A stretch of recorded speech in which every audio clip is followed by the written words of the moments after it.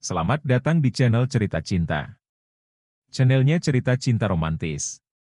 Sebelum lanjut mohon dukungannya dengan like dan subscribe dulu.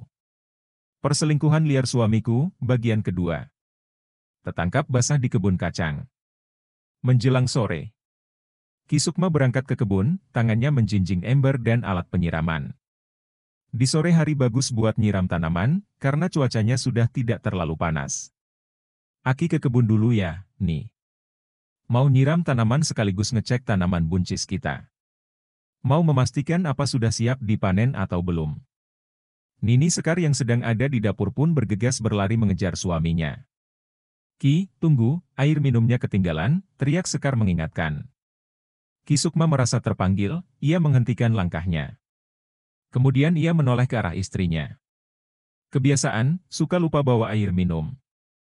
Gerutu Sekar, seraya menyerahkan botol berisi air minum kepada suaminya. Hehe, Ki Sukma terkekeh, menampilkan gigi ompongnya. Ia pun menerima botol itu dan memasukkannya ke dalam ember. Ya sudah, Aki berangkat, pamitnya. Ia pun pergi menuju kebun. Nini harus ikut ke kebun atau tidak, Ki? Tanya Sekar seraya sedikit berteriak. Tidak usah, sudah saja di rumah, sahut Ki Sukma.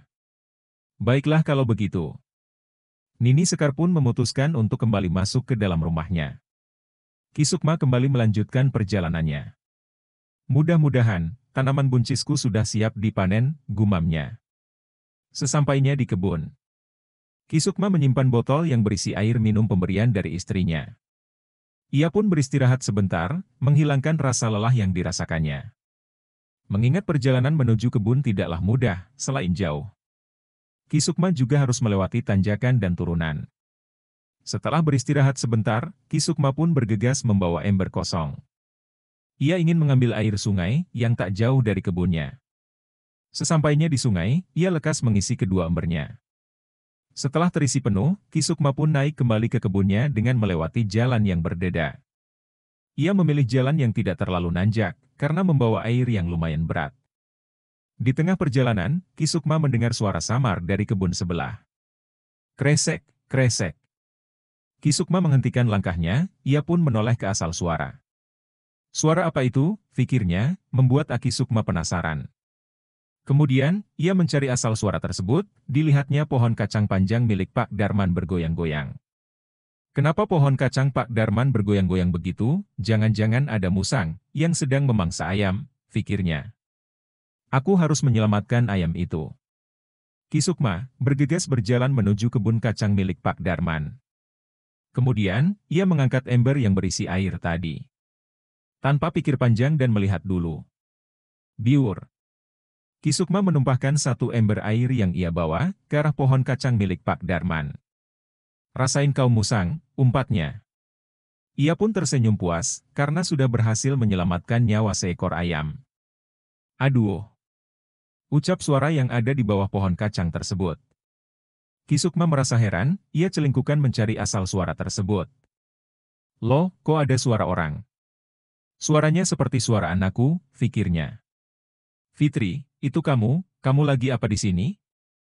Tanya Ki Sukma, seraya menerobos pohon kacang panjang milik Pak Darman. Fitri tetap tak bersuara, berharap bapaknya tak menemukannya. Gawat, tamatlah riwayatku, bapak ada di sini. Ya Allah, semoga bapak tak menemukanku, gumamnya. Ki Sukma semakin mendekat, ia pun menoleh ke asal suara tadi. Astagfirullahaladzim. Ki Sukma bergegas menutup matanya, dengan telapak tangan yang renggang. Tiba-tiba saja, tubuhnya menjadi lemas, hatinya hancur. Rasanya, Ki Sukma tak sanggup melihat pemandangan yang ada di depannya. Dua orang insan yang tak lain adalah Fitri, anaknya sendiri, dan Maman, suami dari cucunya. Sedang memadu kasih, meluapkan hasrat, menuju puncak kenikmatan di kebun kacang milik orang, beralaskan karung. Pakai baju kalian sekarang juga. Titah Ki Sukma, seraya masih menutup matanya dengan kedua telapak tangannya. Ya Allah, aku harap semua ini hanyalah mimpi. Ucap Ki Sukma, dalam hati. Maman dan Fitri pun bergegas memakai pakaiannya masing-masing. Meski badannya kotor, dan bajunya basah, akibat terkena siraman air yang disiramkan oleh Ki Sukma. Akan tetapi mereka tetap memakainya, meski dalam keadaan terpaksa. Fitri mengerucutkan bibirnya, seraya mengenakan baju. Ia terus menggerutu. Kenapa harus ketahuan segala sih? Jadinya, aku terpaksa pakai baju kotor. Gak apa-apa deh, pakai baju basah, dan kotor juga. Toh gak ada pilihan lain, daripada pulang dalam keadaan telanjang, malah lebih malu lagi, gumamnya. Sudah Pak. Ucap Fitri seraya menunduk. Sungguh, ia merasa sangat malu. Perbuatan bejatnya diketahui oleh bapaknya sendiri. Kalian ikut Aki sekarang juga. Titah Ki Sukma, seraya mulai melangkah. Ki Sukma mengepalkan tangannya, wajahnya merah padam. Ia sangat kesal dengan perbuatan tidak terpuji yang telah dilakukan oleh anak bungsunya. Sabar Sukma, penyakitmu tak boleh kambuh lagi. Kamu harus bisa menahan emosimu, gumamnya. Ki Sukma berjalan di depan, sedangkan Fitri dan Maman mengekor di belakang. Fitri berjalan seraya menunduk. Sungguh, ia sangat malu atas perbuatannya, ia pun tak memperdulikan tubuhnya yang sudah menggigil kedinginan. Sepanjang perjalanan pulang, Fitri terus bertanya-tanya. Apakah setelah ini, kami akan dihukum? Kalau iya, hukuman apa yang akan Bapak berikan buat aku? Ah, mudah-mudahan saja Bapak tak menceritakan kejadian barusan kepada siapapun, gumamnya. Sesampainya di rumah, Fitri mulai merasa tak nyaman dengan tubuhnya. Selain kedinginan, ia juga mulai merasakan gatal. Ia pun memberanikan diri untuk meminta izin. Pak, aku mau mandi dulu. Iya Ki, aku juga mau ganti baju dulu, gak enak gatal, sahut Maman. Seraya menggaruk badannya, yang mulai terasa gatal. Ki Sukma bergegas mencegahnya. Tidak usah. Nikmati saja rasa dingin, dan rasa gatal yang kalian rasakan. Kalian harus menanggung akibat dari perbuatan kalian sendiri. Lagian apa yang kalian rasakan tidak ada apa-apanya, dibanding rasa sakit hati yang harus Lina terima. Aki tak habis pikir dengan kalian berdua, kalian sudah menjadi saudara, tapi sempat-sempatnya, kalian bermain api. Di mana hati nurani kalian, sehingga kalian berdua tega menyakiti hati Lina? Ki Sukma memegang dadanya. Tiba-tiba saja, dadanya terasa sakit. Aduh, kenapa dadaku sakit, gumamnya. Maman dan Fitri pun menunduk, kalau sudah begini, mereka tak bisa berkata apa-apa lagi selain pasrah. Aduh, gawat, Bapak sudah marah besar. Kalau begini caranya, bisa-bisa Bapak membongkar rahasiaku, gumam Fitri. Lin, ayo ke sini. Coba lihat kelakuan Bibi dan suamimu. Kamu harus menyaksikan ini. Teriak Ki Sukma. Tuh kan, benar. Bapak udah manggil Lina, gumam Fitri. Sekar sedang mendengarkan radio, sayup-sayup ia mendengar suara ribut-ribut di luar. Ada apa sih? Ribut-ribut, gumamnya. Ia pun bergegas pergi keluar. Ada apa ini? Teriak-teriak, tanya Sekar. Seraya mendekati Ki Sukma, Maman, dan Fitri. Sekar memperhatikan Fitri dan Maman dengan seksama. Kalian kenapa? Kok kotor? Tanyanya. Sekar pun mendekati Fitri. Ia meraba bajunya. Kok basah Fit, kamu habis dari mana? Fitri dan Maman hanya menunduk, mereka lebih memilih untuk tak menjawab pertanyaan Nini Sekar. Sungguh mereka berdua sangat malu, sehingga mereka tak berani menatap keadaan di sekitarnya. Sementara Ki Sukma, ia memilih untuk duduk terdiam, sambil mengatur nafasnya. Ia sedang mencoba menenangkan diri, berharap amarahnya tak meluap. Ia takut penyakit asmanya kembali kambuh. Iya Ki, sebentar. Sahut Lina. Ia pun bergegas berjalan menuju luar rumah. Dari kejauhan, Lina melihat Bibi dan suaminya sedang menunduk. Kenapa mereka berdua menunduk? Gumamnya. Ia pun bergegas menghampirinya. Lina memperhatikan keadaan Bibi dan suaminya, yang tampak basah dan kotor. Astagfirullahaladzim, kalian kenapa? Tanyanya. Fitri masih menunduk. Tamatlah sudah riwayatku, gumamnya. Ki Sukma bangkit. Lihat kelakuan Bibi dan suamimu, mereka sudah berzina di kebun kacang milik Pak Darman, ucap Ki Sukma dengan suara bergetar. Ki Sukma tak kuasa menahan tangis, akhirnya ia pun menangis. Sungguh rasanya ia ingin meluapkan amarahnya, akan tetapi, ia sangat takut penyakit asmanya kembali kambuh. Ia pun hanya bisa menangis ketika melihat langsung kelakuan bejat anak dan suami dari cucunya.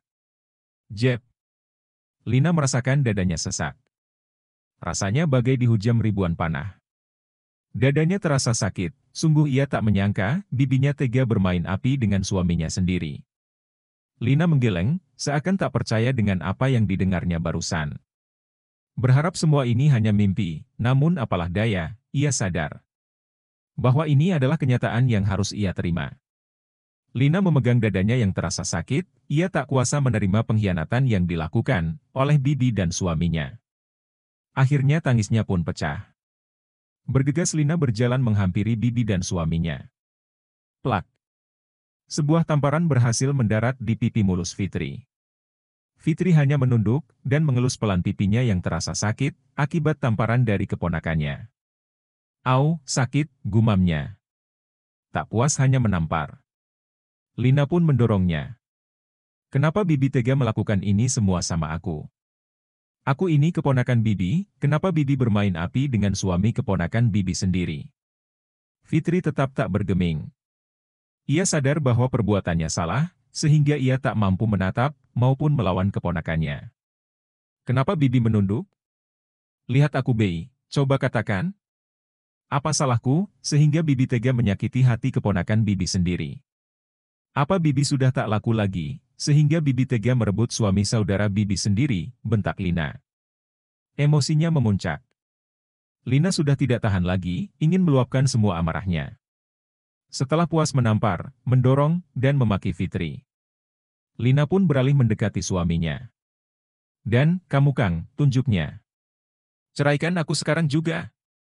Lina berteriak di hadapan suaminya. Rasa takut atas suaminya hilang begitu saja. Amarahnya berhasil mengalahkan rasa takutnya, sehingga ini kali pertama Lina berani membentak suaminya. Setelah mendengar suara teriakan, para tetangga pun bergegas berlarian keluar rumah. Mereka penasaran dengan apa yang sebenarnya terjadi. Sementara Nini Sekar, ia langsung terduduk lemas di atas tanah. Tangisnya pecah saat mengetahui perbuatan tidak terpuji yang dilakukan oleh anaknya sendiri. Begitupun dengan Ki Sukma. Ia memilih untuk diam, seraya terus memegang dadanya yang terasa sesak dan sakit. Tiba-tiba, gruk, Ki Sukma jatuh tersungkur, ia langsung tak sadarkan diri. Lina menoleh. Aki! Teriak Lina. Ia pun bergegas menghampiri kakeknya yang sudah tersungkur di tanah. Semua orang mulai panik. Tanpa berpikir panjang, Lina segera berteriak meminta pertolongan orang-orang untuk segera menolong kakeknya. Semuanya tolong bantu angkat Aki, aku akan membawanya ke rumah sakit. Semua tetangganya bergegas menolong Ki Sukma, sebagian orang membantu mengangkatnya. Sebagian orang lagi mencari mobil untuk membawa Ki Sukma ke rumah sakit. Lina bangkit, ia kembali menghampiri Fitri dan Maman. Tiba-tiba saja emosinya kembali meluap ketika melihat kakek tercintanya tak sadarkan diri akibat ulah suami dan bibinya. Ini semua gara-gara kalian. Awas saja, kalau sampai terjadi apa-apa sama Aki, aku tidak akan pernah memaafkan kalian, bentaknya. Tak lama kemudian, tetangga Lina datang. Lin, mobilnya sudah datang. Ucap salah seorang tetangga Lina. Lina mengangguk. Iya, tolong bantu angkat Aki ke dalam mobil, titahnya. Sebelum pergi, Lina menatap tajam Maman dan Fitri. Awas kalian, tunjuknya dengan mata membulat sempurna. Bersambung.